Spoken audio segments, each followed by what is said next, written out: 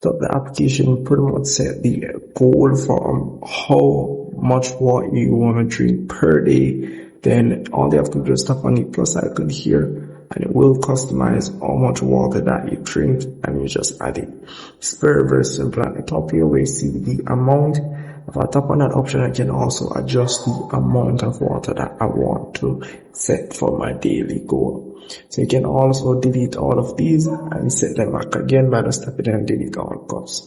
Over here, it will pretty much track your water intake as it relates to how much water you have drank for the week, for the month, and even for the year.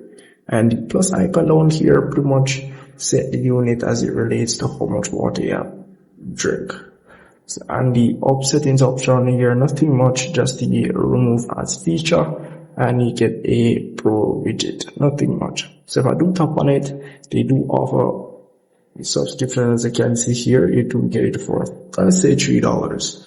So very cheap. And also, once you have purchased the subscription, you're not going to encounter any ads.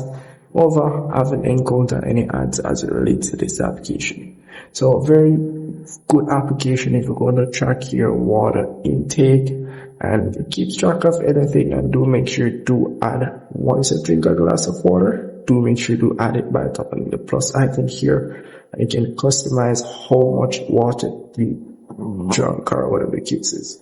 So as you can see here, they do give you example. Let's say it's just a small cup, you can pretty much put it here and you're good to go. As you can see there, it will also give you an alarm so you can be notified that you need to drink some water again.